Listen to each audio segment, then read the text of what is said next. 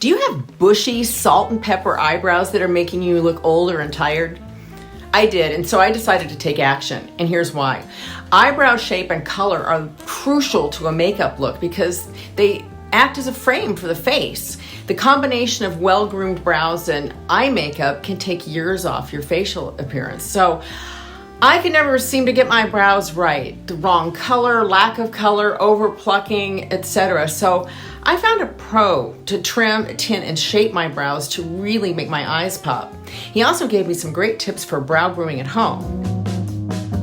You can see if you look really closely, my brows are like, you know, the tint's kind of worn off after 5 or 6 weeks, and then there's some white whiskers here that we need to deal with. So he's gonna trim my brows first. Here we go with the trim. So why don't you tell us about how you do a trim? Like, how do you shape an eyebrow?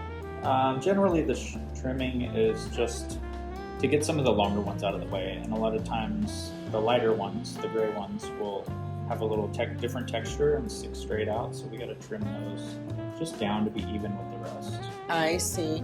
And then is there, from a shaping perspective, if someone were going to try this at home, what would be the way that they could think about how to shape a brow? Well, shaping at home I don't recommend, but trimming you can do on your own. And the safest route, I'm not doing it this way, but the safest route at home would be to comb them down and trim them. Because when you comb them back up, you don't make mistakes. A lot of times people will lop off a corner and you're better at one side than the other, and people will come in with a chopped off edge. But if you comb them down and you just trim like the extra long stuff, then you're pretty safe. Oh, okay. One of my challenges with the tint is that I have these little gray whiskery ones that just really defy the tint. I'm trying to figure out how to make the tint last longer. What do you recommend? What are my trade-offs? I mean, sometimes if you go a little darker, it holds longer, but then your brows are a bit darker. I think I'd like to give it a shot for going a bit darker. Okay. All right, let's try it. Can somebody do this tinting at home?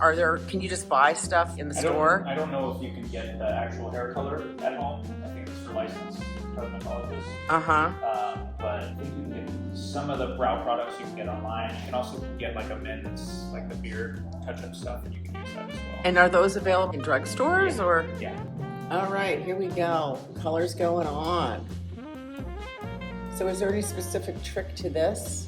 It has to be thick enough. You stay within the bounds of the hair, but I go around that after. I'll go clean it up, which is a cute tip. But you want to go pretty thick on the grays because they are stubborn, and it really needs to coat. So the dye is on. Now I just have to sit and wait. You're taking off the dye now? Yep. And what do you use to take it off? Oh, just a baby wipe. What are you doing now, Richard? I'm just retrimming a little bit. Some colors that were gray that didn't show now, so I'm retrimming, and then I'll have to do the main job, which is the plucking, which is the hardest part. Yeah.